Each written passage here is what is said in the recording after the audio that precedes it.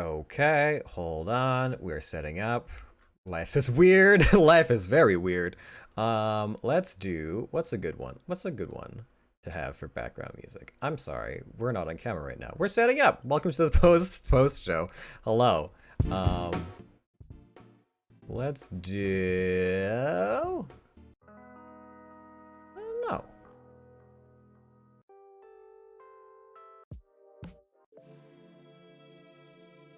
Just have that in the background for now. Hi. Hold on. That's not me. This is me. Hello. Welcome to the post show. A lot of weird shit happened. I think I jump scared a shit ton of people. Oops, my bad. I sorry. But hey, you know what? We're heading to the post show, and there's a lot to cover. There's a lot to go through. I have questions. I have questions to ask people. I'm sure people have questions for us. It's gonna be a time. We finished the RP episode, and it definitely did not end the way that I thought it would. But yeah, I think we're about ready to go. I'm just setting up all the little bitty bops, and we should be ready to swap over into the Discord and have everyone going. So, yes, I hope you guys are excited because I have questions. I have so many burning questions. All right, let's see if we can't put everybody on the stream boys. All right. Here we go. Right? Yeah. Points and the like. They weren't used this session. Do they die on the session? They will roll over. They will roll over for now, just because it was new, and I don't want to rob anybody. Okay, just like remember that you've got them. Yeah. Yeah. You guys remember, because if you forget, no skin off my back. Chat. Remember who has luck points. Oh yeah. That will be helpful. Oh, I wrote mine down, so it should all be good. Me too. Yeah. Is Logan, are you staying for the post? Yeah, I'll stick around. Yeah. Are we ready to go, Warren? Should be. Yeah. All right. Alex is ready to start the raid. Send us. Contraption. Because like I just love not having to do it myself. A lot. Yeah, I'm just gonna reconnect so my camera turns on in here. Well, look, I'm a big dumb.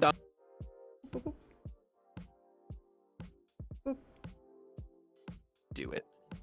Okay. Guys, guess what I got at this? Guess what Selma picked up at the store? Utopia. I guess it doesn't want to. It's the. It doesn't reliving my want to childhood. That's fine. Oh, it's fruit integration. I don't. Integrate. I don't know that I remember what that one is about. I remember the red and the orange. It's got a pineapple. Oh, that's question mark raid. Guys, this is why I don't do it myself, because I'm dumb.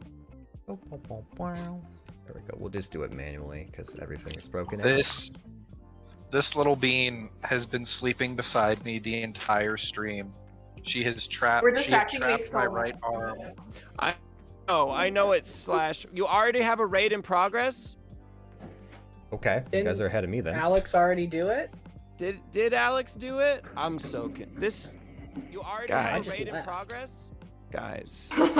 Angry Thomas cat? That cat is looking mighty pissed. I'm gonna be honest, she is actually purring. She is purring her heart's Nintendo right now, and she's starting to fall asleep again. That's where the echo's coming from. Oh, Viola, what a cutie. Okay, let me try raiding this way. Maybe it'll work this way. Alright. You gotta get up. One day we'll have a successful raid. There we go. Yeah, something went wrong. It won't work. I'm live. I don't know what you're talking. I've been live for 4 minutes.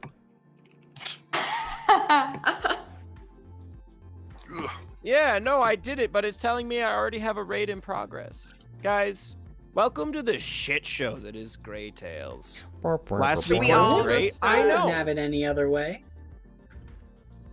It's true. It's not a Grey Tail stream if technical issues aren't a thing. Agreed. Y'all might just want to hop on over to Contraption. Yeah. Since we're technically already here. Yeah, chat's looking mighty empty over in Contraption. Come say hi. It's going up. Yeah, unfortunately, it won't let me raid over because it's telling me I have a raid in progress. So next time we will. What's up? Can you say that word again quickly? Raid? No, the very first word you said. I have no idea what I said. Unfortunately? Unfortunately? You said unfortunately. /unraid? Bless.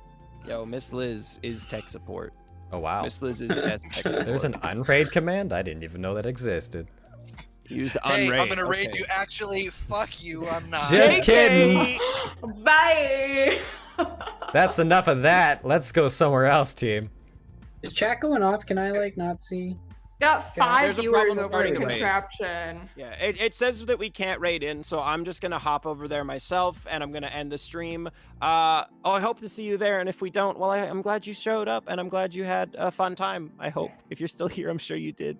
Anyways, much love. We'll see you at the after show. Take care.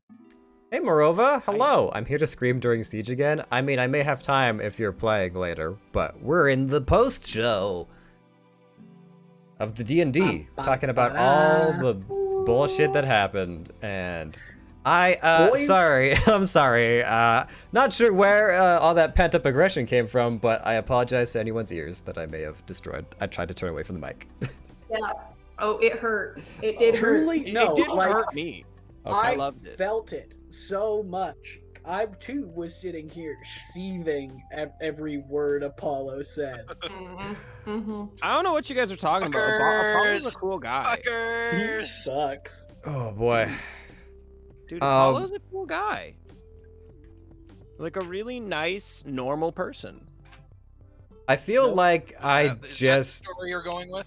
had a lucid dream where I had weird moments as someone else, and now I'm just coming back to like the real world and being like, what did I do? what did I just do to everyone? You didn't do anything to anybody, buddy. Fucking any god that goes like, I just don't know if you're worthy of my power yet. Oh man. Is super fucked up. Yeah, can we talk about that? I don't want to I don't want to distract. I want to get to everything else, but I'm just like, I don't. What the fuck? What the fuck is You're going on? currently pissed about this, We right? gotta talk about it. Like, what the fuck? First of all, It's really funny because the whole time I was like, wow, he really sounds like he like pledged Greek in college, you know? And I'm like, but he do be Apollo, so that tracks. well, I mean, like, first of all, fucking Lane just dropping the like backstory bombs on me about shit that, oh man. You were like, you just came in suddenly like, oh yeah, I'm here now to answer your questions after you've done this whole other evening, and I'm like, I was mending, and now you're bringing up all these fucking, now you want me to talk about this? Yeah, it's like, it feels like it's like, hey, don't forget, you're a broken piece of shit, and the only thing that's good about you is my power. Bye. Which is just... I don't know about that. And then you wonder why we hate our gods in your fucking campaigns. 'Cause you keep making them assholes. Yeah, I don't know. Oh god, I just I feel like you guys are forgetting that the gods are literally always assholes. Every god is an asshole. No, and that's a fair point. They should be, if it's to be believable. Maybe. It's true. I Especially mean, the Greek gods. Especially the Greek gods. I was like, I had these questions to ask him, and then I was just kind of like, oh well, now I'm just like waking up, and I wasn't in the like, I wasn't there like ready to ask these questions, and so I'm like, okay, well okay, I guess I'll just start out with like a couple softballs, and then as he kept talking, I was like, like Puck's brain was like, it does not compute, like, God, this is a god? Wait, what? I hate this guy? So, yeah, in case anyone didn't know, my parents are dead, so that's fun. Well, I mean, we still don't know. Yeah, no, characters don't. but True. So yeah, I don't know. That was weird, I guess. I thought it was. I didn't know how to respond to like a lot of what was happening because it just felt so like fucking alien to everything else that had been happening. I will say, however, that the one thing that really struck me, Lane, in that conversation, was when I asked like why me, his response of like, "'Cause you're like this and that and that," and also deep down, like you really hate the world just like I do, and I was like, "Fuck you, dude." Yeah. I don't know. And then I was like, when he left, I literally locked up. I'm like, is there a question? And then I just screamed because that seemed like the only logical thing to do. Valid. Yeah. Yeah. Yeah. I can't say too much, you know? I just kind of gotta listen. But I'm glad that you felt so much. I can say that. Mm-hmm. Oh no, you're pushing Lane buttons. loves the feelings. Listen, our name is already vaguely Athena-based. It is only a matter of time before I get each and every one of you to embrace the best god, Athena. You're just saying that because you haven't Look. met her yet. Here's the Nor thing, do I Harold. ever intend to meet her. That is the point. Mm-hmm. Never meet your Harold- gods, children. Never meet your gods. Never meet your gods. Harold has met and dealt with way too many demigods to follow anyone from any pantheon. Smart. We'll see. Athena's Look, pretty cool. Look, here's the thing. He thought about it, and then all the Athena kids were just they were afraid of him. They were the ones who were gatekeeping him from certain things. The Ares kids were the ones bullying him. Dionysus kids never invited him to parties. It was a slew of horror in that college for Harold. Oh, I mean, they invited you. They just like tried to get you to drink like fucking wine laced with GHB. So that way they could draw stupid like dicks on your forehead and shit. That's what the Dionysus kids did. Harold never went for it. Good call, buddy. Chat, if you've got questions, ask away. We Yeah, are fire here to away. answer them. Yeah, so just Lane, just like fuck you in general. I'm okay with that. Yeah, I was just like, if it's weren't you saying like you guys can't be mad at me this session? Yeah, And and then I remembered. I was like, oh. It was like this whole It's- feast it's of like me unspoken. like starting to like put myself back together, and then you're like, all right, now let's rip this open again. Yeah, I mean, it's fine. it's an unspoken fuck you to Lane always and forever. I mean, I had a great time tonight, so thanks. Hey, Lane. I try to keep it. I try to give you. It's like a wave, right? It's a wave. It never really ends. It's always, oh, this is great. This is terrible. This is great. This is terrible. I mean, I was glad to be less mopey, so I guess frustrated anger is a step in the different direction. Yeah, it's another direction. Whether or not it's a good direction, who knows? We convinced Puck to have fun, which was great. Puck is willing to have fun. It's just that terrible things need to stop falling from the sky like snowflakes. That mysteriously ended, whatever ominous tone that was. Kept referencing the weather for some reason. Hey, nobody checked out the weather. Climate change is real, dude.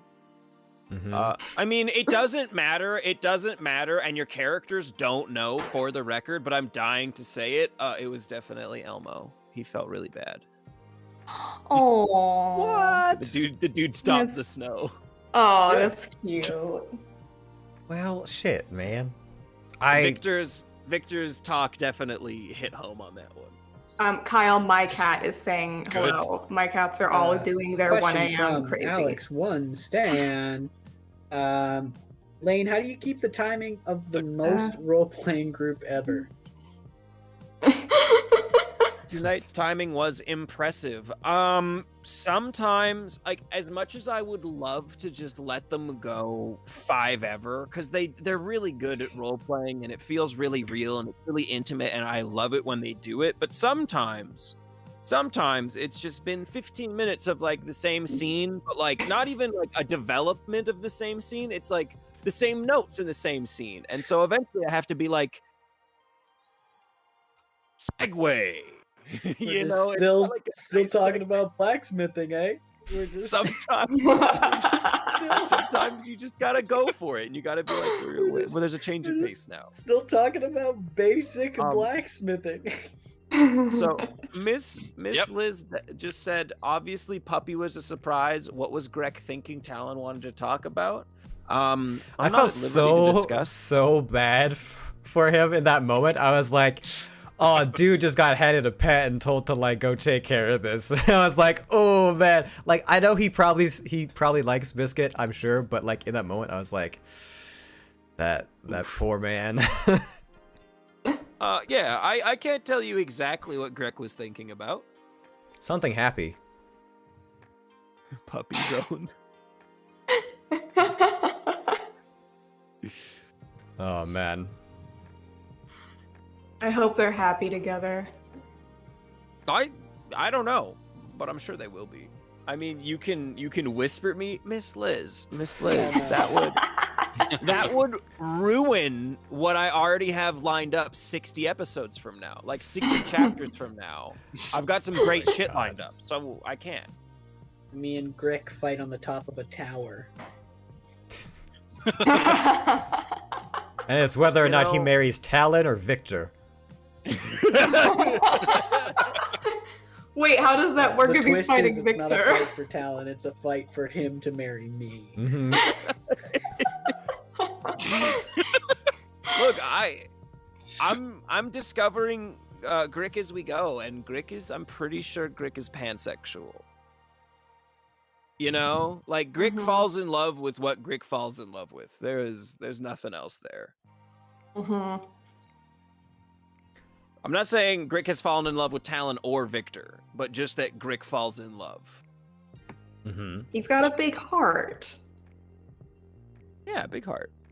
Wait, bye, Logan? Ah. Hello, Logan? Hello, Logan. People keep like Weird. popping in and out for some reason. Yeah, my whole like computer crashed. That's why I was gone for a minute there. Oh, okay, that's fine. Yo, how do you think the channel points will change your combat phases? Uh-oh. It's gonna Um, make us really strong. Well, this is the real experiment of whether this is a good idea. I think. Here's the thing, though. Depending on how much love you guys show, I can crank up the difficulty. And like Just- we can like it's a new idea, right? But we can put rules around it. Like we can do one per encounter or whatever we have to do to make it Yeah. not ridiculous.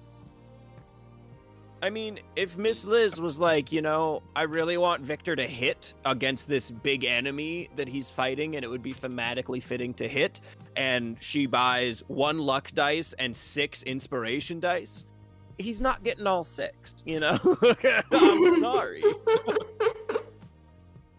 But Liz does have the fucking the bank for that sort of thing. I mean, on the way, I think so. Oh, Miss Liz, did we ever figure out if your channel points actually got deducted, or if I have to figure out what's going on there? Oh. I do what I want. Yeah, I don't know. So, is there any burning topics that we want to get to first for this roleplay episode? Because a lot happened. I would like to talk True. about Ariel. Yeah, I was really thrown at the beginning of this session because I was expecting much more resistance to Ariel and the Deathhounds. So I was like, like gearing myself up to like have some kind of like impassioned argument with someone over it. And then everyone's like, no, it's fine. She's cool. Yeah, sure. Of course. Everyone's welcome. And I was like, oh, okay. And then what I expected to happen happened with Elmo. And I was like, I fucking don't. Shit. Puck is so burnt out. He doesn't know how to fucking like talk to anyone right now. I feel like Puck expecting there to be a fight regarding Ariel staying at the keep. It's kind of like, you know, when you go to the store to return something and you kind of like hype yourself up like you're gonna have to like fight for it, and you get there like, oh yeah, no problem, and you're like, what? Oh, okay. I had all these talking points. Yeah, it was. I prepared a grass slide and everything. Actually, It was definitely a testament to Guzdan and just how good that person is. That he was like, yeah, crazy freakazoid monster, they can live in our village. Why not? I was 100% ready to like defend the deaf dogs from people and like make the argument about like how the deaf dogs and Ariel are just like Harold's dad or the people in the dungeon. I was so ready, and then none of it happened, and I was like, and then I just like kept drifting as Puck. I was like, I don't know where I'm going. Yeah, it was nice that they were cool with it. It was nice that Ariel wasn't so ballsed. Like, she was okay. Like, it wasn't like right back to I'm in a cage, like everything is awful. We didn't have to like fight that. I think we kind of needed the heartwarmingness of like just like, oh hey, like we have our abomination friend and she's super nice and we're gonna teach her how to be a person and stuff, you know? I think it was very nice, and it was, I mean, a welcome break from like my brain at least from just like constant bloodshed for past few sessions. I mean, Yeah, Death and Slaughter have fit in like seamlessly. Like they're already like Yes. just it they're was sweet. so easy. I'm a little concerned that Ariel won't understand any of the things that we're telling her and will eat her way through the forest. And that her hunger will never be sated, and that this is going to turn I was bad. worried until she said with Talon that she was full. And I was Yeah, like, and then she used a thank bit of God brain power there's a and got bar. hungry again. And I was like, no. Just can't make her think too much. We just gotta we truly just have to pray that us saving that girl was worth it, and that it'll just it was a good deed and it will work out. I mean, just thank... I was gonna say thank the gods, and then I was like, oh no, my god. Anyways. Not them. But just gratitude that Sarifa is just like so readily available to stand in and be like her chaperone. Because it was like, we definitely need someone that's like not... We need like the nice approach to Ariel, but we also need someone who's like, all right, listen, this is how this is gonna work. Get your head around it, please. Yeah. As it turns out, Sarifa just makes terrible first impressions. It is actually very cool.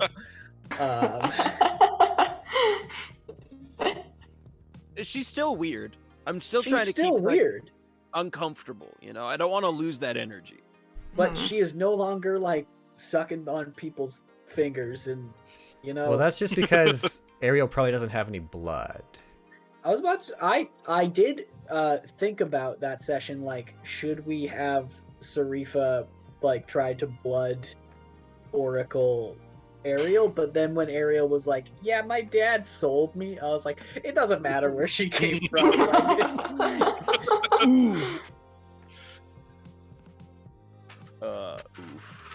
Talon is so supportive of Ariel, but do they have any fears that they are holding back, especially so close to her home? Ooh. That's a good question. Actually, I think something like that's really important to acknowledge specifically with Talon and her relationship to Ariel is that Talon very much views Ariel as like an innocent and a victim despite everything, despite what she's capable of. And actually, like in Talon's mind, as we were discussing like whether or not she could stay at the keep, Talon's whole backup plan in that moment, if it was a no, was I have an empty house up the road because my mom ain't even home right now. You know, so there's not really Mom's a lot not of home, nervous there in that sleepover. regard. Yeah. I just she's not even really thinking in the line of like that she's super dangerous. If anything, I think she's grateful that she's staying at the keep and the keep is so close to Talon's house, just because that means that Talon can come check in. So if Talon is staying at home and she notices like there's no fucking deer left, hello, like I can just make a trip up there. Oh yeah, right. Bloodthirsty monster. I can be like continually supportive because of the proximity is more what Talon's thought process is. I'm sorry, I had a very dark thought at the idea of Ariel and a sleepover. Playing Bloody Mary in the mirror. I hungry. And it's her. No, you just wake up in the morning. You were cuddling. Maybe you were like cuddling as you went to sleep, and then you wake up like halfway inside of Ariel, and you're like, ah. Yeah, she snores with the whole cavity. It's like, this is warm, but also kind of wet, and you're like, oh no. Oh no. I don't like it. This is a super fucked up question. Do you think Ariel's dad is also in Victor's nobility book? It's kind of a fucked up question. Do noble dads sell their I kids? would hope that someone of noble status doesn't have to sell their kids. Like, that seems like a urgent thing to do. But maybe. But I don't know I would that we agree. would know how to figure that out either. No. Because we don't know her name or her dad's name or anything like that. But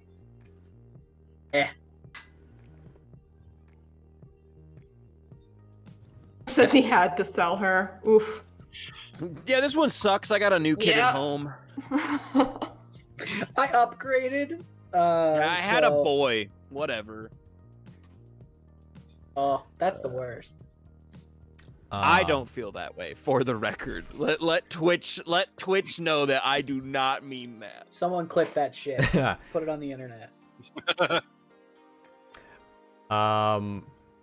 I want to talk about the party, obviously. And what a great time that was. I really wanted to, when you were wheeling me around, be performing as you were wheeling me around, and then I had to do the acrobatics check, and I was like, yeah, no, I'm like, Puck is like 2 left feet when it comes to like keeping acrobatics, so I was like, yeah, that's not gonna happen. I need like an unmoving surface to perform upon. Like a very slow moving, like. I was glad I had an opportunity to let loose as Victor. Yep. He is finally, I think, comfortable enough. We've seen enough shit and had enough of the hard conversations that he feels comfortable enough to put his guard down. And this was like, I think probably the first time ever in front of you guys he has like truly been Fun. not Yeah. I don't want to say like himself, but like he has been truly like at ease. Yeah, Mm-hmm. I'd agree. Yeah, I really enjoyed seeing Victor let loose a little bit. That was really fun. The way that you responded when I started running after you and you're like round 2, I got so hyped as soon as you said that. I was so excited. And then you beat me so handedly. So hard. That was so sad. The whole bit about like you getting down, like you'd only just started drinking, but you immediately were like, my god versus your god. Let's have it. Like, we've been dancing around this conversation. I'm like, where did this come from? It's the first time I'm ever hearing about it. Never talked about this. Yeah, I mean, like, yes, the party had just begun, but that keg was pretty much empty. There was a bit of fast forward happening that night, Victor, you know? Mhm. he is not a lightweight, but he knows how to get there fast. I mean, Fair. I was very happy that I rolled a unnatural 20 on that con, because I was like, yeah, no, this is, if there's ever a time for Puck to just like That's fucking awesome. drain a mug, this would be fucking it. It's so cool. I do wanna know the answer to this question because I think it's a good question, because every question Miss Liz asks is a good question for some reason. Must be the critical thinking. Victor, did the party go the way Victor wanted? Victor is group-minded. Any selfish goals that he wants to move the party towards? You don't have to answer that because that can be spoilery. I think it did go the way Victor wanted for the most part. What Victor definitely wanted was for just everyone to have fun. I think I got Puck to a place where he was like enjoying himself and not thinking about himself, and just like enjoying being a person and not being a healer.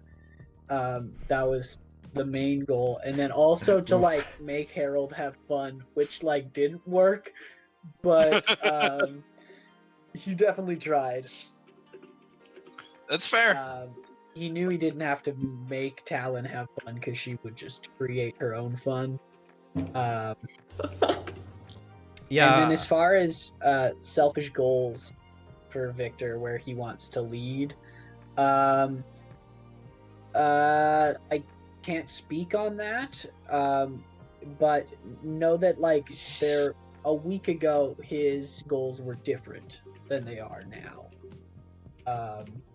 He does have selfish goals that I can't get into, but they are becoming less important the more the group sort of the more the group promotes itself and sort of shows its true colors. I think Puck also tried to get Harold to like open up a little bit and have some fun, but that was that blacksmithing talk was a fucking stone wall.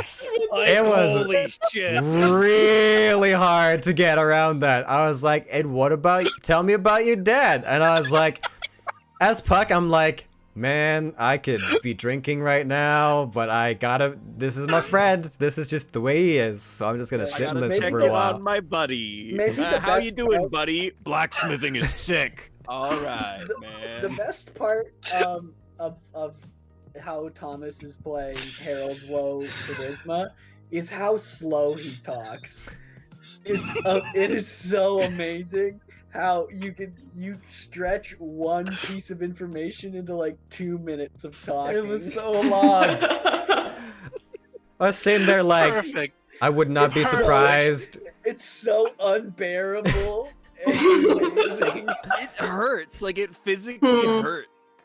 I was literally sitting there listening to you. I'm like, you know what? Puck's just gonna prompt because he just wants Harold to talk about something he's passionate or interested in. But in the back of my mind, I'm like just waiting for Lane to be like, and over here. Yeah. That is exactly how I wanted that conversation to go. It With, Harold just being so monotonous and drawn On a out. scale of Sheldon Cooper to And- Daddy Victor, where was Victor at tonight? There's a whole different scale. Victor was full pirate tonight. He went right back to his days on the boat. I love that. I think the only thing that I feel like I missed was seeing what Ariel was up to during the feast, because they were like chilling on the outskirts the whole time. And also, I don't know what to do with Elmo. Puck is like so lost with what to do there. Elmo's just an old fucker. Who cares about him?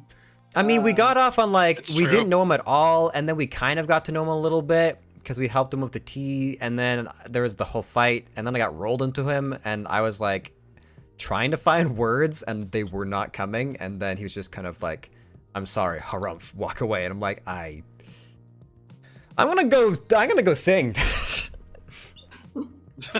Elmo is an old druid. Elmo is an 800-year-old druid.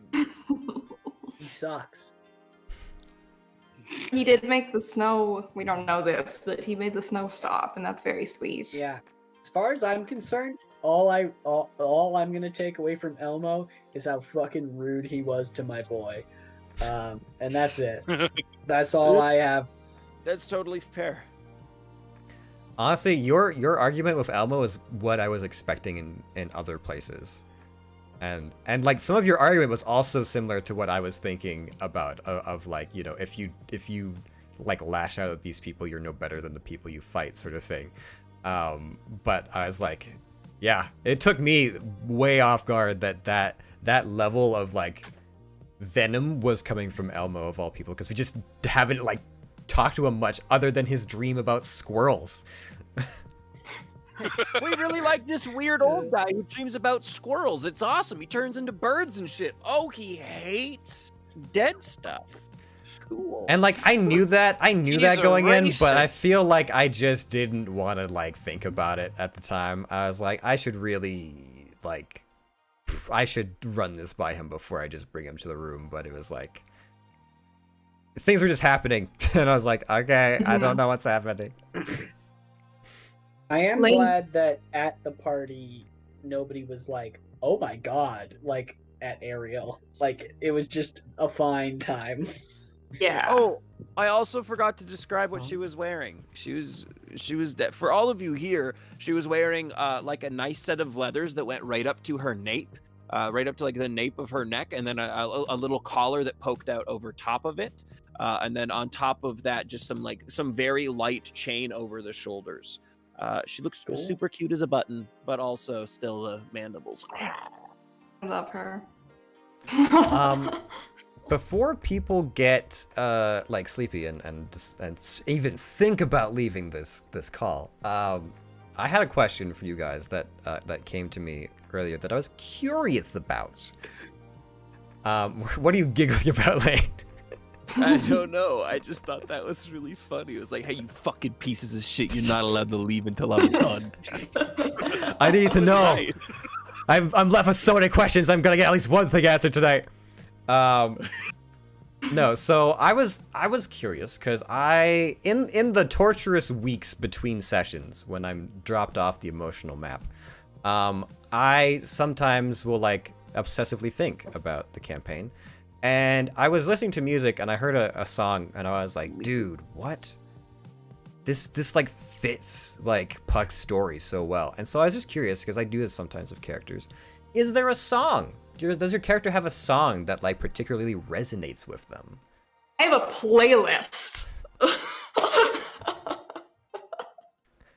I mean, do we do top 3 or like if anyone only has one or none? That's fine. I'm just Does curious. anyone else do this, or is it just me and Warren?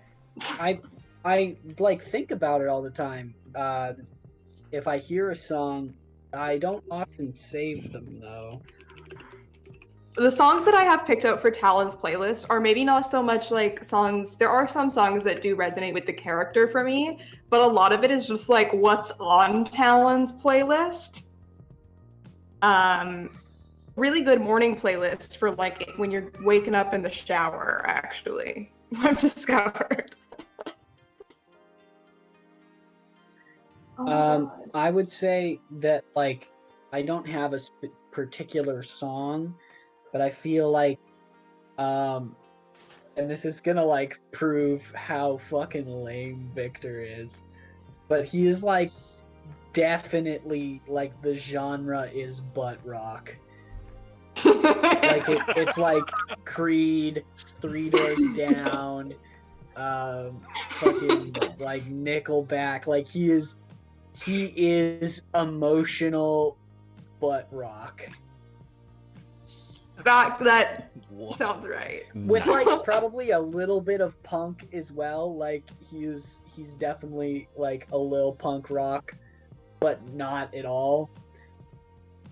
So it's like, yeah, like Sum 41. Simple Some Plan. 41 is good. Simple Plan is my child. Those are, yeah. I'd be lying if I said I don't like those.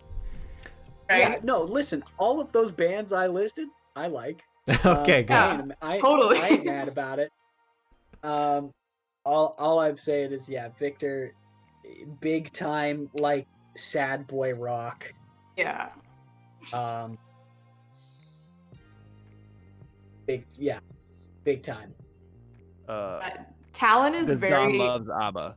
That's all. Yeah, that's yes. Oh god. Talon's pretty eclectic. Some highlights from my Talon playlist. I would also love if all of you did character playlists just so I could look at them. I don't know if All you right, want to. I'll go into this.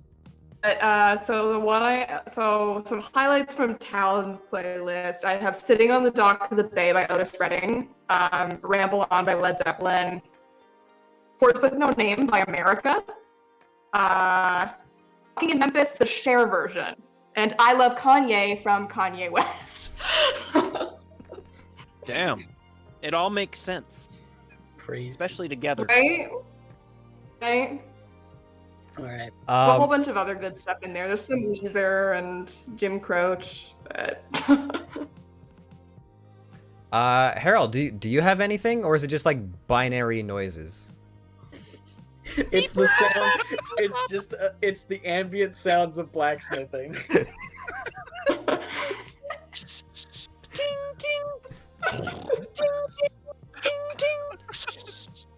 I mean, if that's it, then I should just link you to the Forge audio, because that's exactly what that is.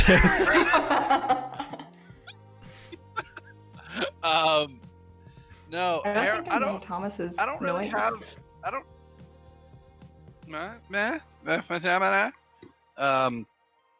I didn't. I don't have really anything for Harold. His, if I had to relate it to anything, his headspace isn't filled with music. It's more head empty, no sound. White noise, just. You know. Yeah, or even just like deadpan silence. Like Oh, he. God. I don't know. It's just like. I'm sure I could find things that would relate, but like just silence fits with him the best to me. Harold is So, fucking terrifying. that's- Oh my god. Look, Harold's Harold has a soundtrack dark is the past. void. Harold has a very dark past, and we're not gonna get to that right now, because No, Yeah. we are. Tell us. My backstory gets dragged out to light. Now tell us about yours. Harold, if you want, Thomas, if you want some dark music that might fit Harold, this is really weird, but like I went on a date, a very sad, unfortunate date with a very weird man once, and he showed me this music called Japanese noise music or something, and it's literally like it is not music, it's the sound of machinery grinding together. So maybe something worth looking into. Yeah, so blacksmith sounds. You- It's the sound of the finish. All right, I gotta bounce. Yeah. Good night. Okay. Good night. Adios. See you next week. Love you all. Bye. Mwah. Love See you. you later. Bye. Bye. Before we get too far away, Miss Liz did have a question. Oh, okay. Earlier in the chat. Harold blacksmithing, is he trying to connect to his orc roots, or is there something else that draws him to forging? Harold still isn't worried about his mom making a secret magic item, perhaps? Yes. I mean, okay. There is I wanna keep it like a surprise. If you can figure it out, great. Harold, there is a reason why Harold is getting into blacksmithing. There is a reason that he picked up some gems. There is a reason he studies magic. Like all of those come together for this secret that I have that Lane knows about because it fits into this sort of like this kind of homebrewed thing that I've thought of for Harold and how I want him to be. We're homebrew adjacent right now, you know? We're homebrew adjacent. Everything is still like Wizards of the Coast published content. It's just we're adding a little bit of things that he can do. Yeah. And trust me, if you've seen any of my campaigns or have played in them, you know that we do that a lot here. Yeah. So there is a thing that Harold has planned, and once he is able to blacksmith properly, that will be one of the first things that he does, is make his plan come to fruition. But like Garrick said, it's going to take him a few weeks to even learn how to forge properly. You know, it's not something he can pick up overnight. It's going to be pretty much every time he has a moment of downtime, he's going to be at a forge, or when they're on the road, he might even just like, while he's sitting watch, be heating up a piece of metal. Find a stump. That fucking kills me. and just like fold the piece of metal, you know, a million times, so that it's just this constant, it's this constant thing. But yeah, and as for his mom, so Harold, he believes his mom to be fine because his mom was human. He believes his mom to be fine. Like, he knew that the orcs were being, kind of rounded up and enslaved and everything, and he was hopeful and kind of, blissfully unaware to anything that might be wrong with his father. But his mom is human, and in Westgar, if we're going racially, humans are, they're the white males of Westgar. They're the ones who own everything and control everything, to at least Harold's knowledge. So Harold believes his mom to be fine because she was human, but of course he doesn't know that, and he has, with this group, he's still too afraid to ask for help with things and with wanting to deal with his own stuff. Like, he knows that Talon's mom is a priority for everyone right now. Her mom was brought up first. Let's deal with that first before he's like, my mom too, please.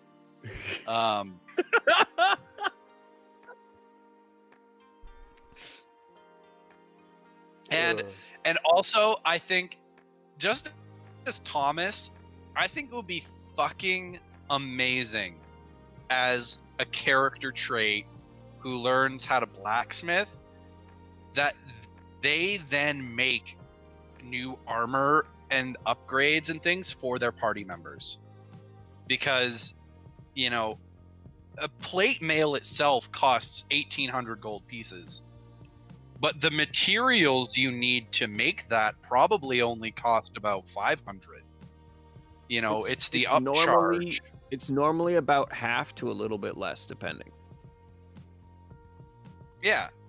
So, like, Harold being able to just buy the raw ingredients, go to a forge, and spend an entire day making new armor or a new weapon for his party members, I think is fucking a great little character trait. And if he does that, then, the sentiment behind the new things for his party members will also be great, because, if Harold makes a new sword for Talon or a new hammer for Victor, it may do the exact same fucking thing as their other weapons, but like the fact that it was personally made for them by Harold, and with him watching how they fight, he might implement a special sort of like, for Talon, there might be a special sort of counterweight in the hilt, which, he sees that she sort of follows through on some more of her strikes. So he added a little bit more weight at the base of it to help with that. Or, with Victor, there's more, it's like, instead of the hammer being this big, it's this big. Just adding those little bits of sort of personalized armaments, I think is real cool. Make that shit heavy. Well, and also an opportunity for Harold to like show his emotions through his work. Yeah. Oh, I did True. want to say real quick, along with Abba Guzdan's favorite soundtrack to listen to is the Hamilton musical, which is all of it. Like he just listens to it front to back, and he's like, "Yeah, I'm gonna save the world." Oh man. Harold is always watching. It's true. Harold is the wallflower that you never think about. Well, yes, and then behind Harold is Sarifa. Always watching. You thought Harold was always watching. Now Apollo says Puck can talk to him and Dawn. Is Puck going to be sleeping in or getting up early? I mean, that does open up a whole can of worms of like what, like, because Puck had a couple questions, and it was always one of those things where it was like, well, gods don't have time to talk to me. Like, if I get the chance, I have to like rapid fire like my top 2-3 questions or whatever. And now that he's like, yeah, no, I'm here every morning. I'm like,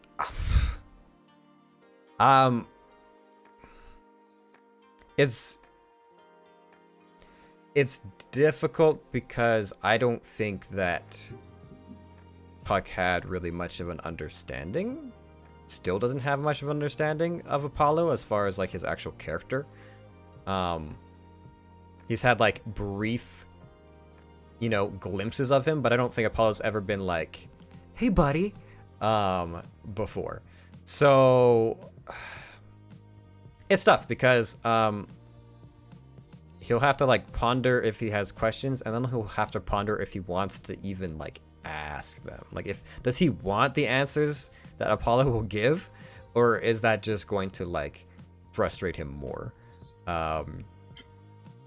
So I don't know. That's a tough one that I have to figure out as Puck as well, because I'm not sure I even know the answer to that.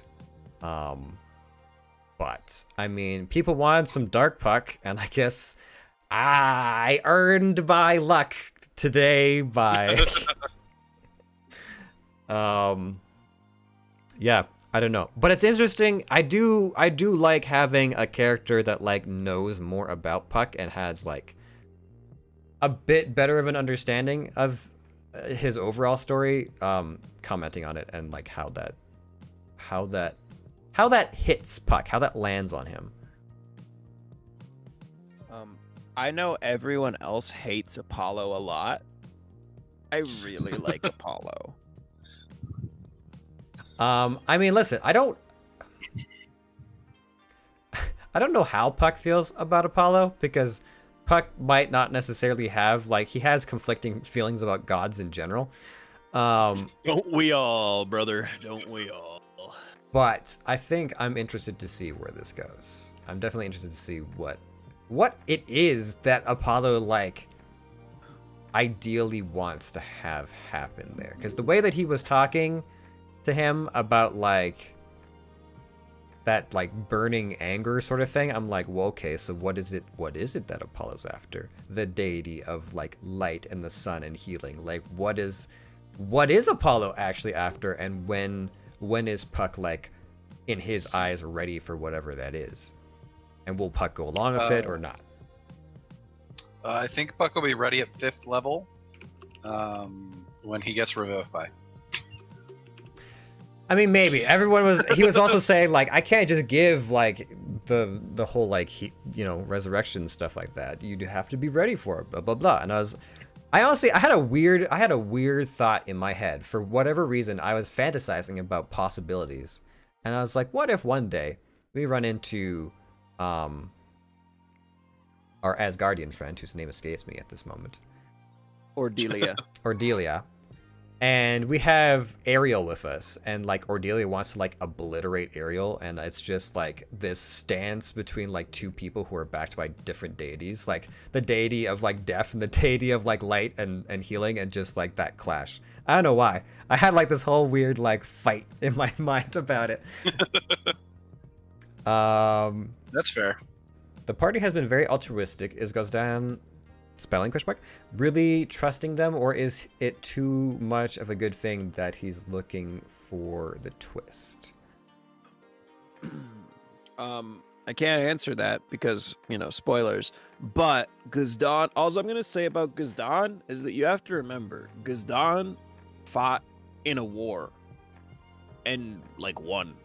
Like he won his freedom, He fought so well in war, he won his own freedom. He's not an idiot. That's all I'm saying. Whether or not he trusts them or not, I can't tell you, but he's not stupid by any means. Actually, throwing it back to the feast and his speech, when he was talking about how like if the shield ever needs an orcish blade, I was just thinking back to like that weird little conversation we had so many sessions ago of like, hey, you know what? One day our party is gonna like collect all these people from across the like corners of the world, and it's just gonna be like all of our friends versus all the bad guys. And I'm like, dude, it's fucking happening already. Because as we all know, sword and shield is the best combo weapon. So Shut up, Joe Cat. yeah.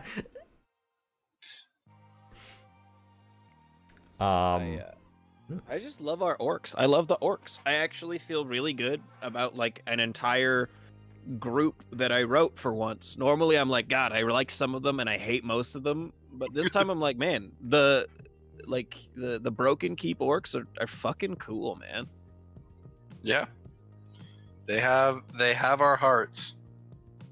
And we have their swords and axes and bows. What the fuck?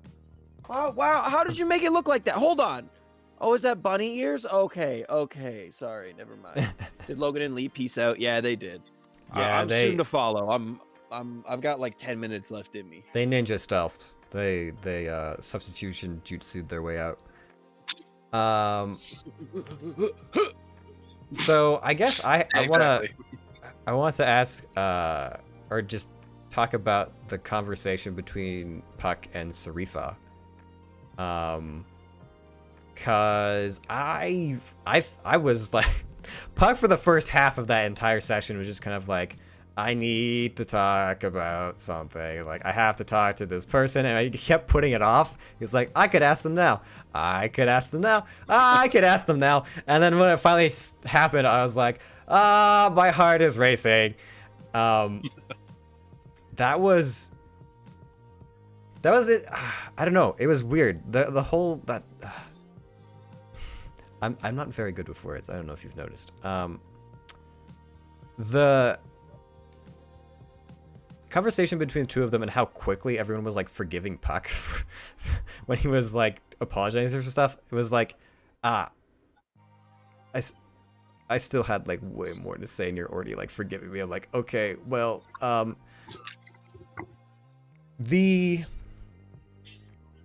the short-lived hug, like when you said she hugs me, like Puck's impetus was to just like tackle, like glom onto her, like I'm just so done with everything. And then you were like, and it's done. And I was like, oh man, oh, that's like emotional blue balls right there. Yeah, it's been really fun interacting as the outside world with Puck, just because he is, has a lot of these feelings, hasn't seen a lot of these things before, is processing very differently. That to like the rest of the world, it's like, if you want to be here, then be here and be ready to be here. Like it's very much like it's a cold hard world, right? You're from Groma. You're from a small village in Groma. You're not used to The fucking world. all of this shit. Well, and that's the thing that I've been like trying to figure out as well, because we've had all these conversations now of people being like, silently supporting Puck, or in the case of Drunken Talon, very verbally supporting Puck, and then these difficult moments and these people that are like, you gotta like toughen up if you're gonna like make it through this, but also like don't lose what you have. And so it's this juxtaposition, because everyone's like wanting, like people are asking about Dark Puck and that sort of thing, and I'm just kind of like, Puck is having this dilemma of like, how do I give these people what they want? How do I be the kind person that they want me to be, but also like be harder and like tougher? And so I don't know, that's a dilemma that he's having right now, especially with like these conversations like where he knows people are right, like he knows that Sarifa is right in his mind about like, you gotta like, if you're gonna Toughen up, kid. if you're gonna like be going through this, you can't like be breaking down every time somebody dies. And so like he understands that, but then at the same time he's like, I also need to be like cheerful at the feast and like have fun with people. And then he's like, okay, this is getting better. And then Apollo just shows up and he's like, yo, remember that your parents are dead and that everything you are is because of me? Yeah, but you're not like that great or anything. It's like, oh, ooh. So it's like, it's really hard. Like I'm getting like tossed back and forth like it's a fucking like summer storm and I'm on a boat. Yeah. Yeah, man. Dude, gods, am I right? I don't know. I guess This is what happens. This is what happens when you choose a paladin or a cleric or a warlock in my game. I hope you're ready for like a bad time. I'm a healing cleric. My god should be nice. You should just be nice and love people and want to play music and be happy.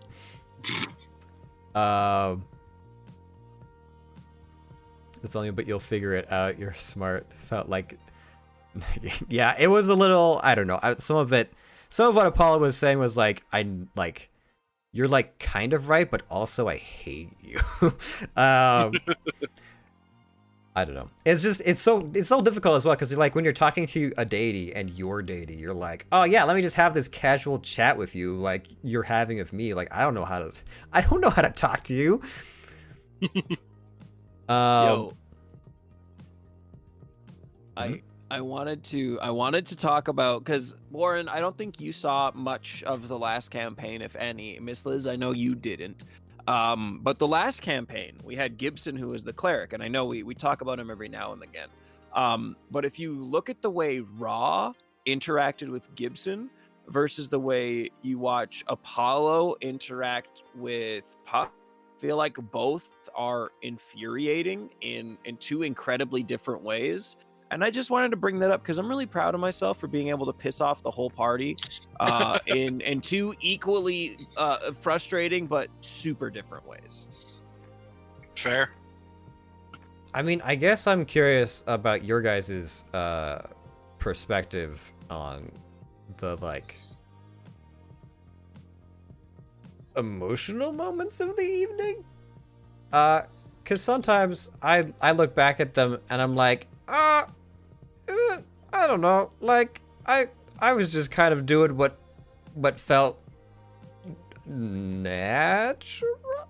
But I don't know if everyone's like, wow, that's weird. What are you doing, Buck? What is Warren doing?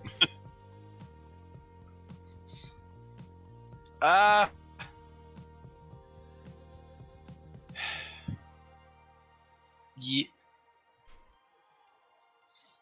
If it's a dumb question, you don't have to answer. no, it's not. I mean, I don't know. What Puck is doing does feel natural for the character, at least. You know, it's less about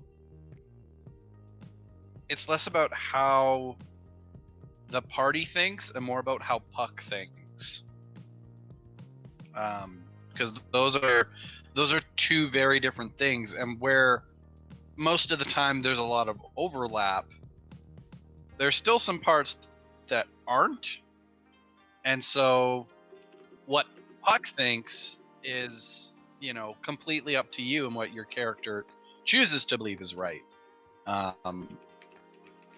You know, it's a different matter than, you know, because for Harold, I mean, Harold would have flat out murdered Ariel and those death dogs, because that's just what he's been, you know, taught in school and trained to do, is that if there's a fight, you fight your way through it, and then you can, you know, look at everything afterwards, or just don't get into the fight in the first place. Like, those are kind of, you know, it's like you either don't fight in the first place, or if there's going to be a fight, you fight till the end. You know, there's no stopping a fight midway to, you know, once, you know, there's no stopping a fight midway to check on your opponent. And that's just how Harold thinks. Whereas Puck, it was, you know, I'm using the aerial fight as an example, but with Puck, it was just like, there's still this girl there. We know how we can save her. Let's just save her. You know, it's right there. Let's just get this done and over with. Let's just save her. You know, which is what Puck naturally believes to be the right thing. That everyone has goodness in them and that he can save everyone if he gets a chance. So I don't think it's weird or stupid that, you know, what Puck's doing, it doesn't feel natural, or it doesn't feel unnatural for Puck. Yeah, I mean, I wanna touch on that. I want to read Gravely's comment that said, "Warren, your emotional commitment to the RP makes me want to step my game up." Even like same here as the DM, which is a little weird, right? Because it's like, but you're just the DM. But honestly, having such an incredibly emotionally available character, because when you play Dungeons and Dragons, most of the time it's, I'm a character. I've killed 1,000 things already.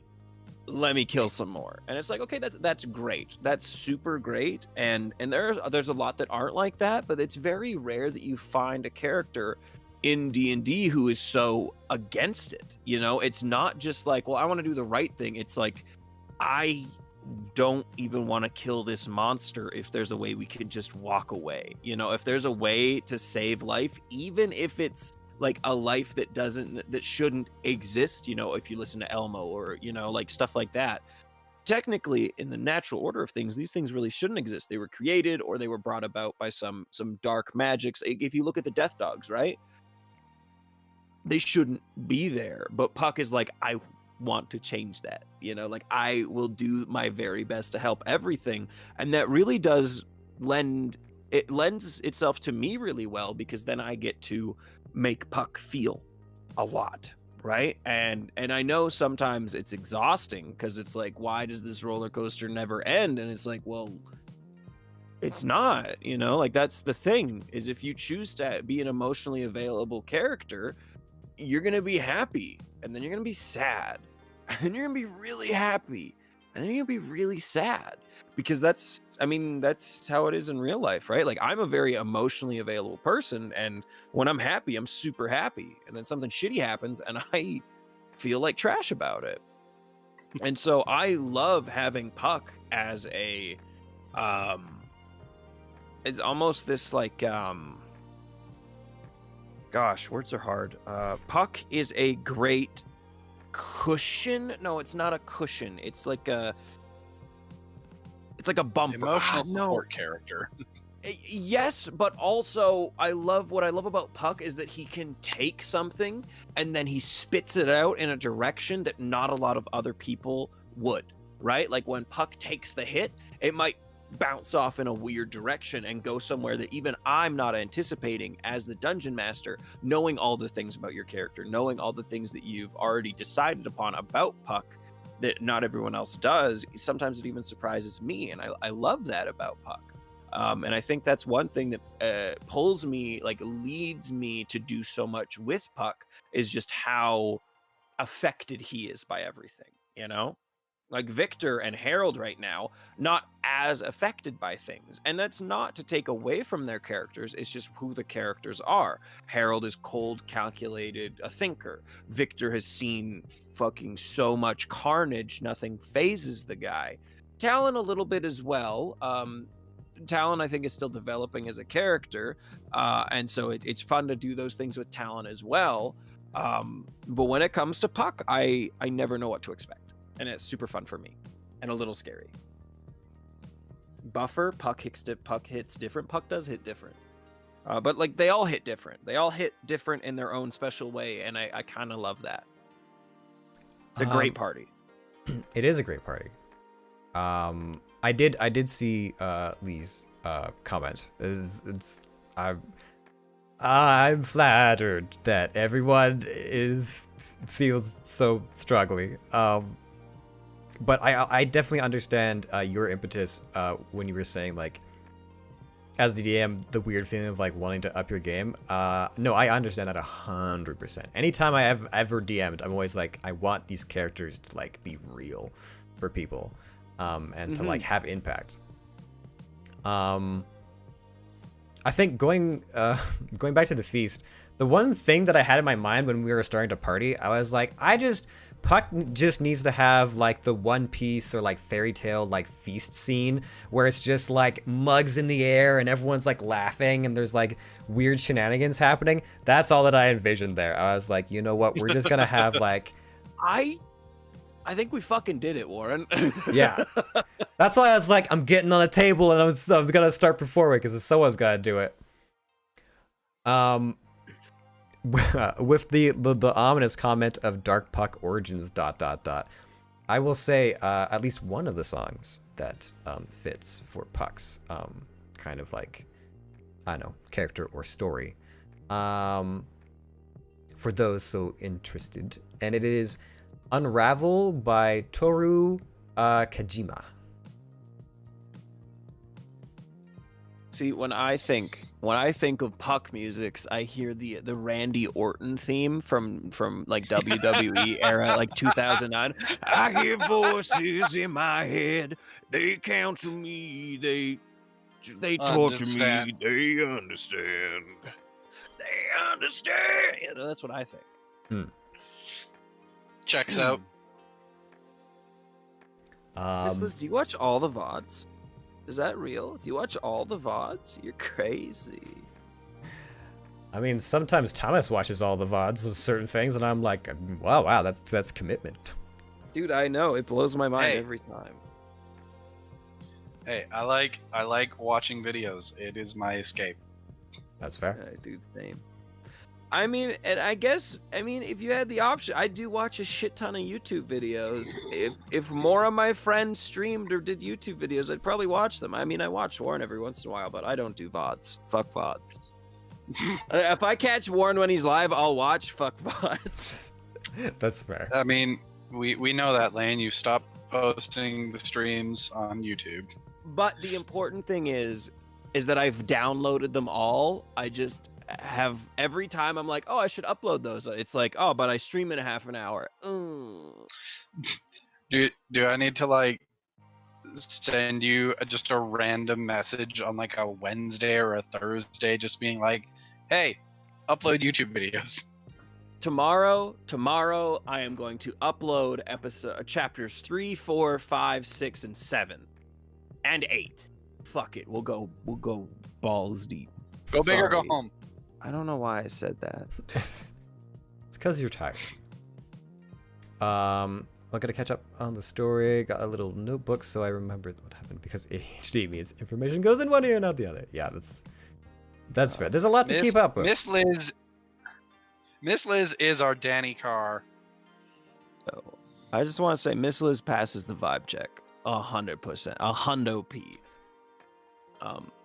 But with that, I'm getting real fucking tired and I want to go smoke a doob and go to bed. That's fair. That's fair. All right. Thank you for having me on your show, Warren. Of course. Thank you for having me on yours. Yeah, of course. Oh, you have a good night. Good night, Miss Liz. See you later. I'll see you guys. See you guys soon. Warren, what are you streaming Friday? Do you know? Oh, geez. It'll be some kind of co-op thing. I'm not sure quite yet. And then afterwards, I've been doing a lot of Ori and the Blind Forest, and people have been enjoying that, so that'll probably be part of it. Nice. Okay. Well, I'm gonna come watch Ori and the Blind Forest because you stream longer than me on Fridays. Anyways, love you. Bye-bye. Bye. Whew. Oh boy. Okay. Man, I don't know what else to I don't know what else to say. I was really like just it's been a very long RP night for sure for all of us. I think we all expected it to be an RP night. It's always you two at the end. Yeah. I mean, honestly, like I end the stream and then I'm still up for like another 2 hours usually afterwards anyways.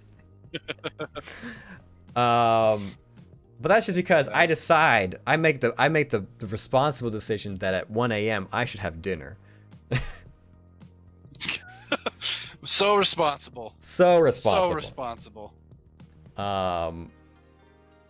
Yeah. I think we all knew that now a shopping episode. I mean, we're gonna do like a travel montage. Maybe fight some random like wilderness stuff. Or maybe something weird with the weather will happen and griffins, this weird like world shifting that's happening that no one's noticing will like hit us out of left field. Yeah. Get to me literally eating right now, yeah. But I mean, was there any conversations that you didn't get to have that you were looking at, or did everything kind of happen the way you thought it would? No, I talked to everyone that I wanted to. I wanted to talk to Gazdan about finding a blacksmith. I expected it. I didn't expect it to happen that night. I expected, Harold to cry himself to sleep, and then he'd wake up then we'd all go to sleep, wake up the next morning, and then we'd leave. I didn't expect this big feast to happen. And so my conversation with Gazdan got rushed by a day, which honestly was fine because then I actually got to talk to the blacksmith, visit him for a little bit, watch how things happen, and now I have a bit more of a better understanding of what I'm doing. But yeah, all the conversations that I had that I wanted to happen happened. My conversation with my dad happened yesterday, or like the session before. The conversation with all of us about where we were, like what our next steps were. We all kind of agreed that all right, next step is at least get back to Smelemshire, right, to finish up with that quest, because that has been like the quest the whole time, and so finish up with that and then kind of see where things go from there. So yeah, all the things that I wanted to happen kind of happened. The only thing that Harold has to figure out now is how is he going to transport 14 books, which in reality could just mean, hey, do any of you orcs have a very big backpack that you're not using? I mean, listen, I feel like we're fast approaching the cart and animal phase of our adventure. We're like, listen, if you want to pick up blacksmithing, you gotta like have a mobile like workshop with you when we're out of town. So we're gonna have to like invest. Yeah, well, that's the thing is like, because for Harold and for me at least, I was just like, all right, the only places Harold's gonna find a forge are like in a town, in a city. You know, it's a very set place. Like you need to have, the fire and the forge super hot, and that can't be moved. And then when Lane was just like, yeah, it looks like, this guy's got a very mobile setup. I was like, oh shit, that's a possibility? I never thought of that. And, that alone made me go, well, if that's what happens, like if that's all that happens, well then Harold can definitely just be like, at least as a beginner level, trying to figure out how to, at least fold the steel in the first place. I was like, that I can do that when we're traveling. That was the whole idea behind the campfire sort of beginner forge setup. And then when we get to Smolenshire, he's gonna, maybe look at investing in, something to, like a smaller sort of travel sized oven type thing. Even if it's like a travel sized little pizza oven. I mean, we all gotta start. I gotta start somewhere before we upgrade you to like elemental core, like fire elemental core forge or whatever it'll end up being one day. Yeah, exactly. So it's just like, even if it's just like a small little stone pizza oven that he can gut and set over top of the campfire to like build that intense heat up as like, just that covered space. Oh man, why'd you say pizza? No, I want pizza. You're welcome. Yeah, so it's just like he can, if he's gonna try to figure out maybe to make a bit of like a portable sort of forge so that he can kind of work on little things in the meantime, like he doesn't, I mean, like he knows that you have mending and all of that, which works and is great. That you can fix up everyone's armors if anyone's, weapon gets a nick in them, just cast a little bit of mending over that, fixes the nicks, fixes the burrs. But, there's something to be said for putting the time and effort to get that nick or that burr out of the weapon and then having to like manually grind it back down to a sharp edge. But I think Harold will just find absolute like peace and serenity in. It'll be like that moment of calm where he goes, "Ah, yes, this is what blissfulness is like. I enjoy this." I've never, anytime I've ever had a spellcaster, I've never taken mending as the cantrip. But it seemed to fit with kind of Puck's persona, and it's really interesting, honestly, because like the oh my goodness, prestidigitation? How does it go? Prestidigitation. Prestidigitation. Prestidigitation. There we go. Yeah.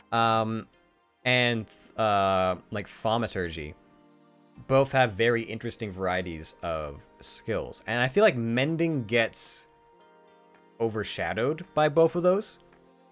And so it's just interesting to find things where like mending, like you can find places to use mending and be like, oh, well, like, I can fix this cartwheel, or like, I can fix the door, or I can do this. And you're like, you know what? All those times where this would have been like a minor like inconvenience is just gone. Yep.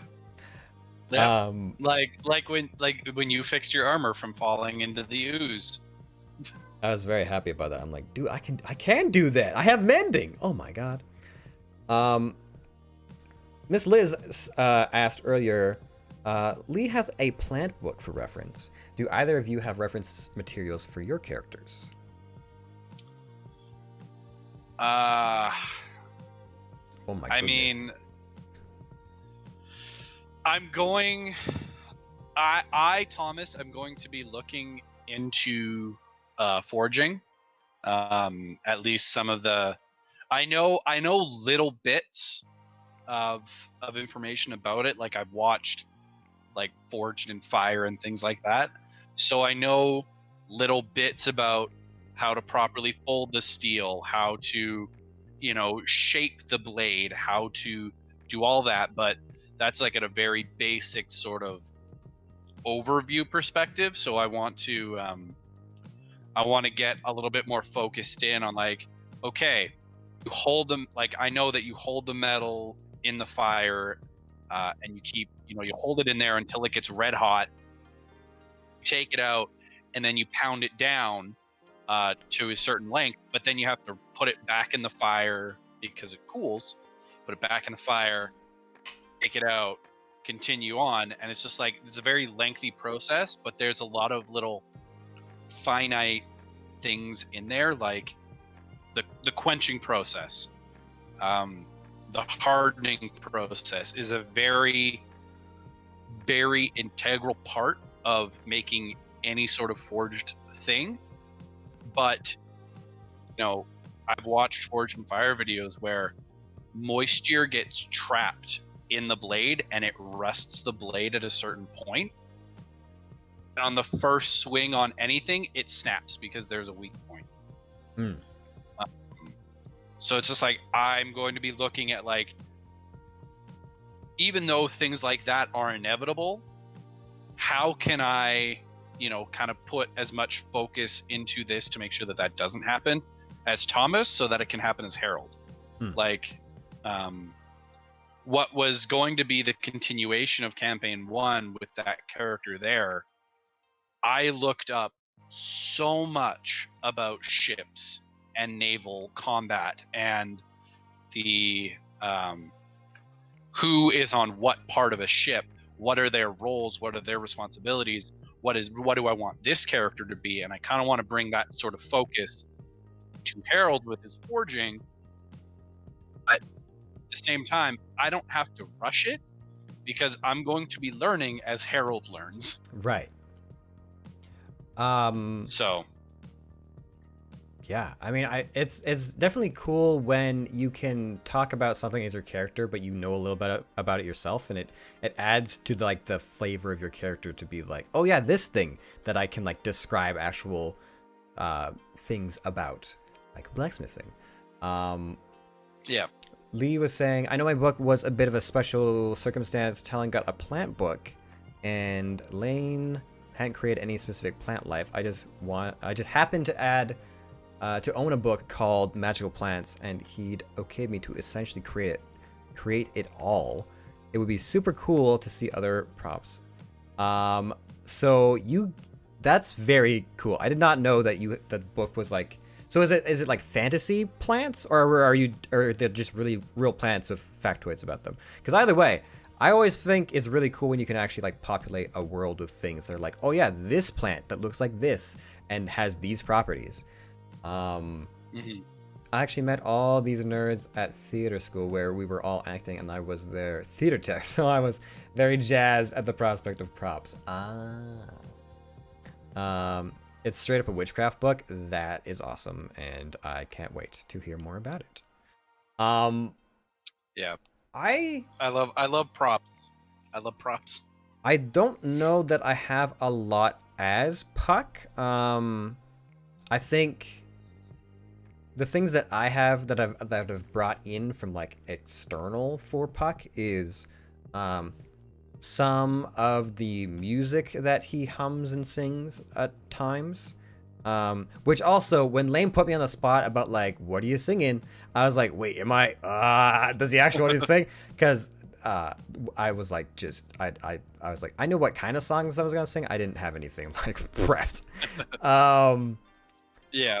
But so I've got the music and I have a little bit of medical know-how. Like, it's not like anything concrete, but I have like little tidbits here or there. And so I guess because of the idea that he's a healer, or has like medical skills, the idea of him being able to like just know, like, you know, you want to be able to like dress a wound right, or like put it in a splint, you have to like make sure you've like cleaned it first and done this and blah blah blah, and like just keep it, making them comfortable. So maybe it's just like the home remedy of like, you know, a cold cloth across the forehead or whatever that is. I like playing into that. I think that one of the moments that stuck out to me was when we were in the dungeon and we were trying to help the orcs.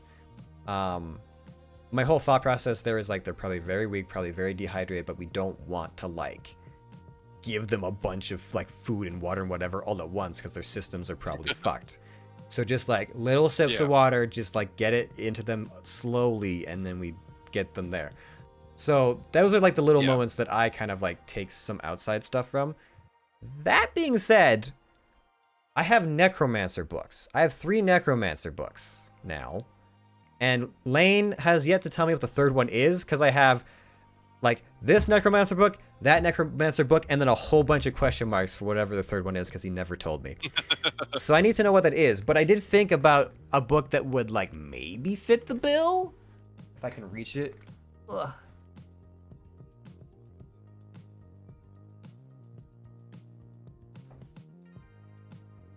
Take everything out. Oh, flip it. Okay, hold on. I need both hands.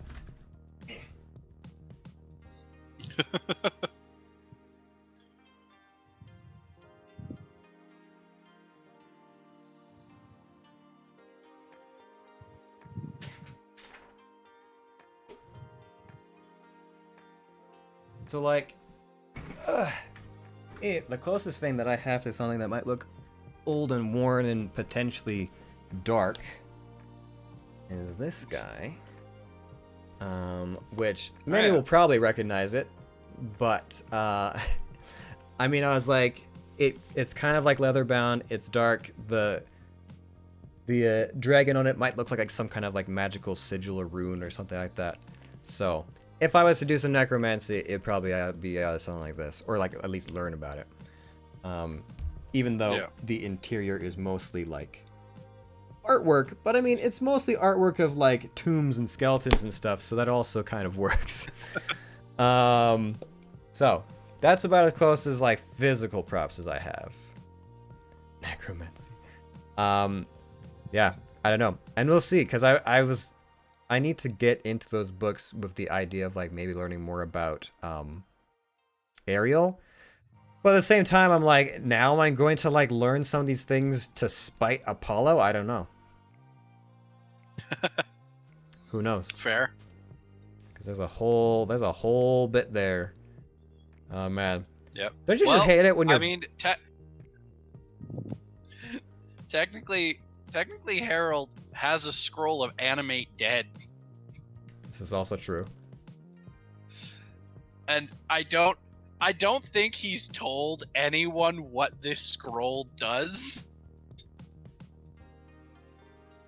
It's just, hey, there was a magic scroll, and because Talon and Puck weren't, like, they were more focused on Ariel, and Victor and Harold were, you know, looking at everything, and Victor can't read Dwarvish. Harold was like, huh, this scroll is magical. Let's see what it does. Oh, okay, I'm gonna put that away. And then immediately pulled it out to try to terrify Ariel. But, like, no one's asked. No one's been like... So we have 6 unidentified potions, a mystery helmet, and chimes that we still don't know what any of those things are or do. Again, the next day, when we're on our travels, the campfire, as soon as we're around there, Harold, he's gonna ask for the items, and he's gonna be like, all right, I can identify what some of these things are. I can identify 3 of them right now. What do you want identified? I mean, and there's also the possibility of during some kind of a rest just being like, hey, let me arcana this, or even while we're still in camp being like, hey, like, does anybody else have a like an identify sort of ability? It's probably Elmo, and that will be awkward. But yeah, but like we're all leaving tomorrow morning, and it's just like we're leaving tomorrow morning. We're gonna wake up, pack up our things, and go, great, let's head back to town. yeah, watch the beginning of next session be like immediately. Sarifa just shows up and is like concerned because Puck is just screaming in the morning. Don't you just hate it when your backstory shows up and bitch slaps you? Like, what the fuck? Or how much better would this be?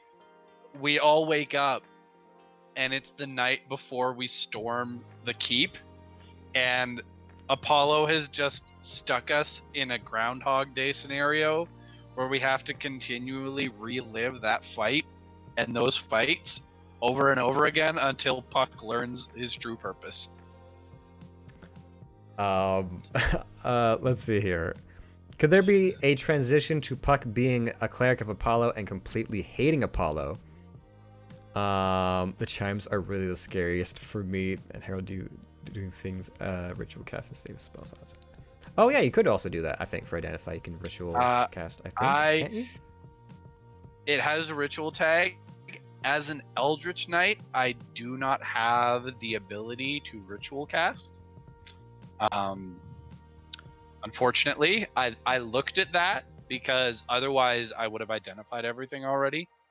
I looked specifically, and Eldritch Knights do not have the special ability to cast ritual spells at a ritual level.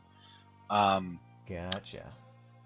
Once I hit 9th level and I'm multi-class, that's not going to be an issue. But at the moment, no, Harold cannot ritual spellcast, unfortunately. I'm sad about it because it would save so much time. Yeah, so the chimes. I suspect, because nothing good comes from Ordis, that these chimes will probably be something similar to like Toll the Dead, just like some kind of like music of the damned, like your end is nigh kind of bullshit. Or it'll be something like completely neutral, like the Illusion Stone. But I mean, like, yeah, I'm not sure what that's gonna be about. As for it, could there be a transition of Puck being a cleric of Apollo who completely hates Apollo? I mean, it's parts of Puck's story have kind of been hinted at in this last bit. I don't know what all everyone can draw from that, but there is definitely when Puck asks, like, are the gods laughing at me? Like, is this a joke to them, sort of a thing? There is definitely a level of, like, you've given me these things and I can do good things with them, but also, like, I don't, like, how much does Puck trust them? Does he believe that, you know, the gods have a good intention? Or is this just, like, the cosmic game of randomness and they're just having fun with their toys? Sort of thing. And so there's a possibility of it. I think that as much as Puck, like, tries to be polite when it comes to other people and their deities and stuff like that, and he knows about like the Groman pantheon, he doesn't have his only interactions with any of that stuff have been like, you know, seeing what their followers do, basically. Like, he just knows of them through their stories and their followers.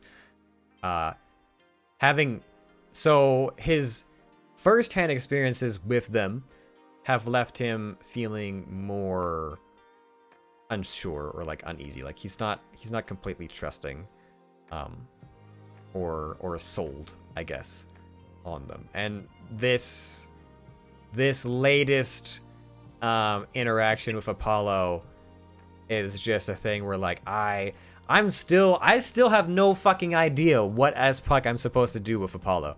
Like, I'm interested to know what Apollo's like plan is, what he wants from Puck.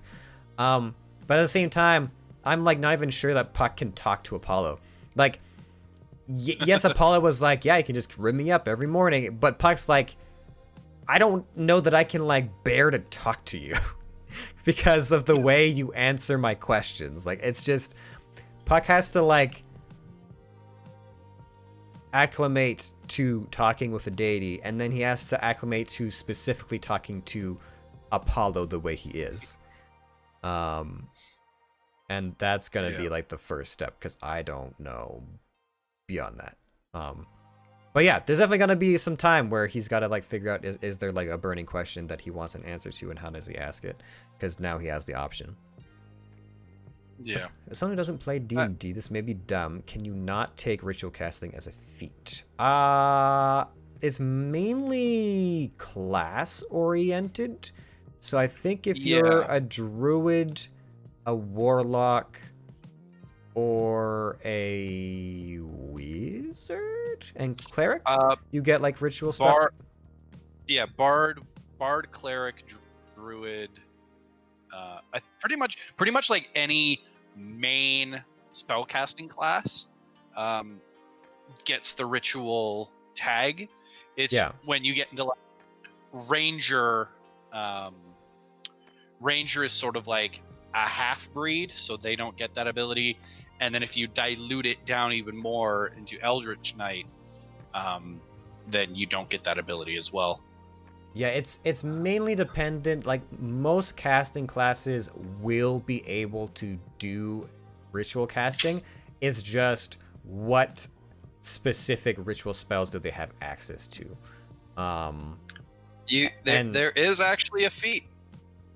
Oh. Yep, the ritual caster feat. Wow. You acquire a ritual book holding 2 first level spells of your choice.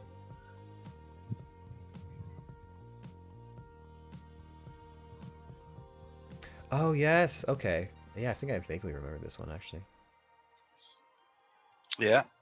So warlocks I get a definitely similar could thing take as that. well with their the specialization that has them get the book with extra Yes. cantrips in it. It also lets you like ritual cast some more things.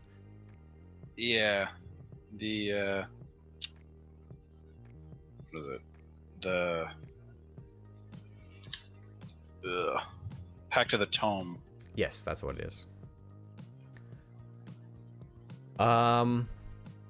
Okay.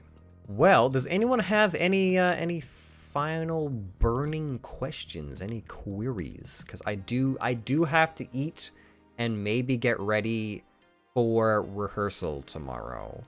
Because we have I have a side project that may get seen at some point in the nearest future that Miss Liz kind of knows some about.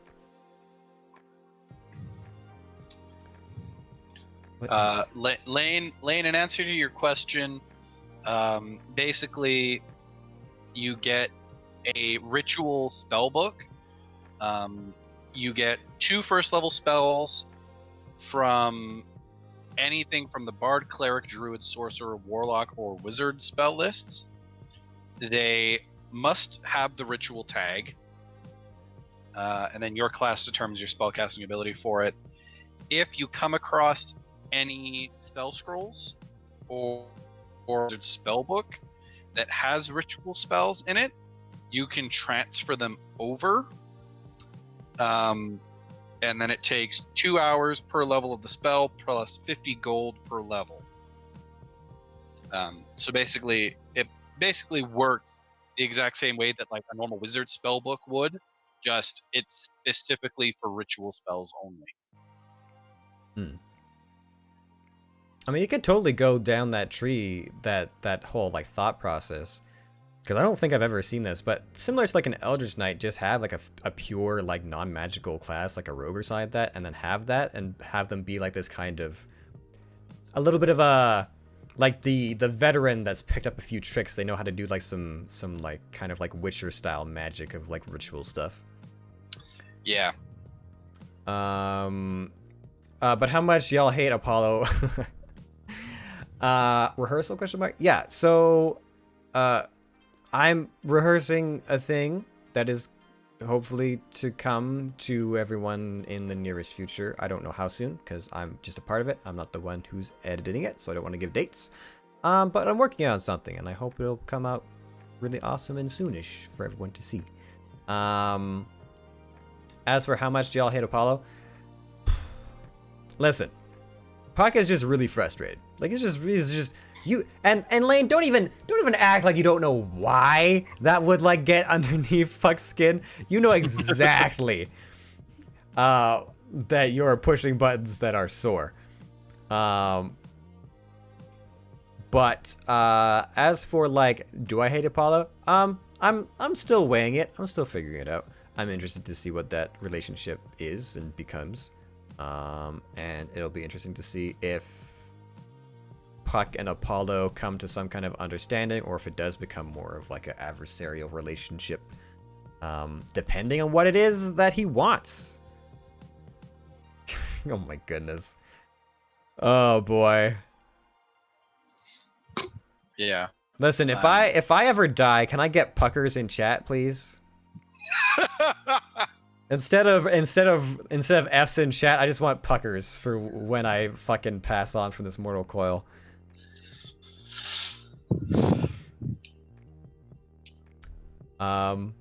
Yeah. Okay. Any final questions, thoughts, queries from any of the peanut gallery or those who are currently talking live with us? Hashtag rip puckers. Oh man, you make me sound like a dog.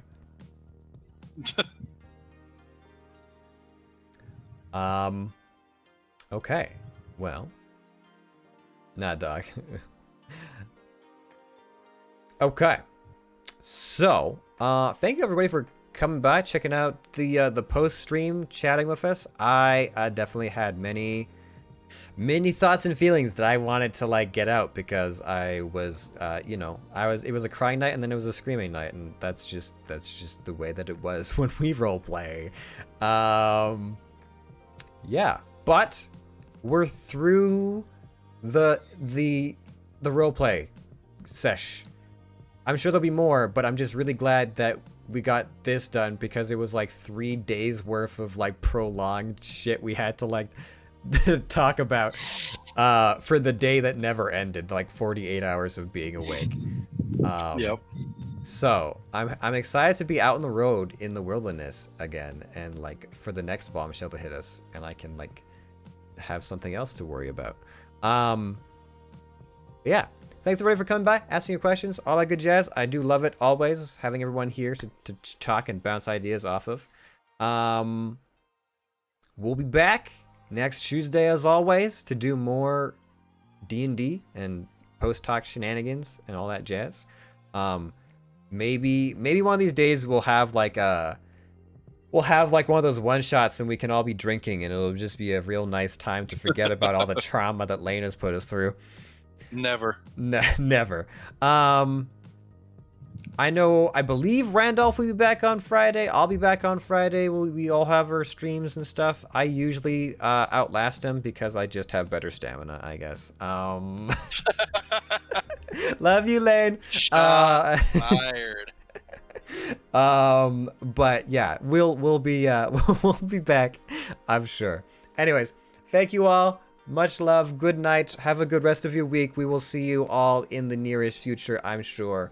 And as always, I will see all you in the country. Peace out.